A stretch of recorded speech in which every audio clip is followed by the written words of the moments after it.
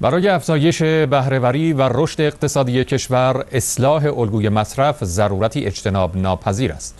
اما اصلاح الگوی مصرف چه مفهومی دارد؟ چه کسی در این زمینه بیشتر مسئولیت دارد؟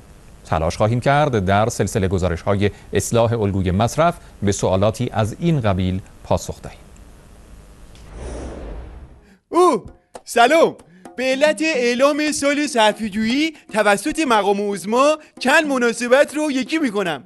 عید 88، روز تولدتون، قدم نورسیده، شب یلدا، سال نو میلادی مبارک باشه. ضمناً نور به قبرتون بباره. خواستم خلاصه کنم تا صرفه‌جویی کرده باشم.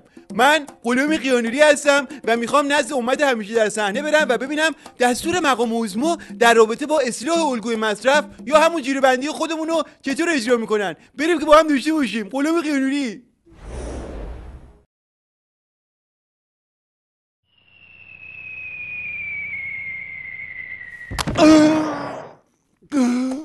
آقا چه خبر شدی؟ والا نمیتونم، منم تازه رسیدم.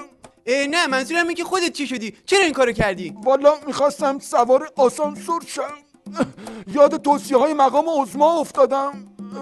گفتم برای اینکه در مصرف برق صرفه جویی بشه خودم از اون بالا پرت کردم پایین. آقا نوری بریم. آقا بعد از دستورات مقام عظما در رابطه با سال صرفه جویی استفاده از شیر عموم، حتی لگن حرام. آقا حرامه. اینا همه مظاهر استکبار جهانی هستن. منم میخوام به عنوان یه بسیجی صرفه‌جو، همونطور که آیت الله حائری شیرازی صرفه‌جویی میکنن، منم میخوام با یه قطره آب دوش بگیرم. آقا بیا دقت کن. آقا بگی فیلمه. آقا بگی رو ضبطه. آقا یه قطره آب. بیا این یه قطره آب. شامپورم بده من. شامپورم بده. اینم شامپو. آقا قیانوری این میکروفونم بگیر. آقا اینم شامپو. آقا میخوام الان چی دوش بگیرم با یه قطره آب. بزن. ناکوی تمه دقت کنم قشنگ کف میکنه و من راحت. سوختم. آی چشم کات نگه. آقا غلط گور بابای مقام عظما کردن اون مظهر استکباری. بده من. نمیدونم چیکار کنم. آقا شیرین بدم. بیا تو گور بابای مقام عظما کردن.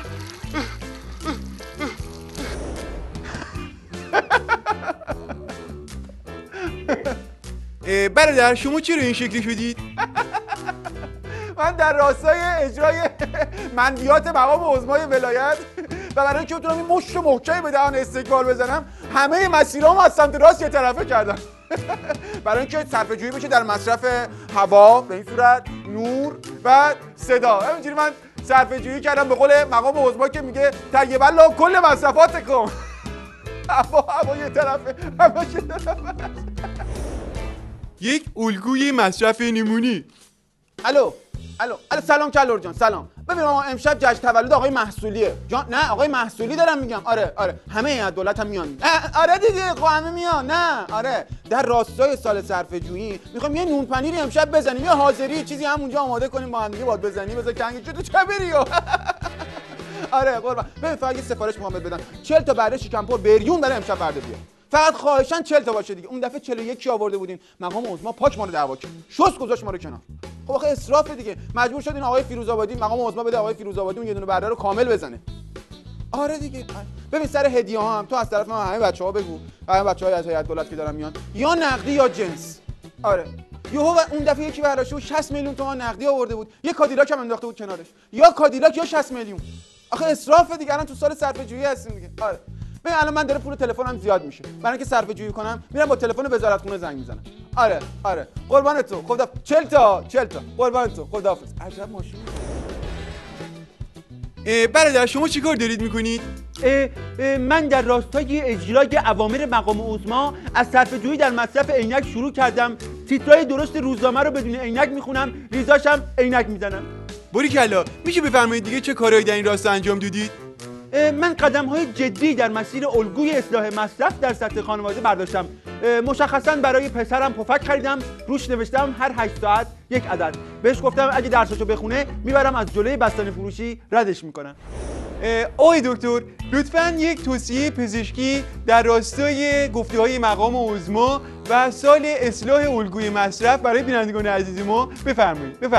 بله در همین راستا الان مثلا من از قیافه شما خوشم نمیاد. به جای اینکه بهت اخم کنم که با این اخم کردنم باید 42 تا ماهیچه صورتم رو به حرکت در بیارم و ازشون استفاده بکنم. یه کار دیگه هست که فقط از 4 تا ماهیچه استفاده میشه. چه جالب. میشه اینو به بیننده‌های ما هم نشون بدید؟ بله خواهش میکنم. اجازه بفرمایید.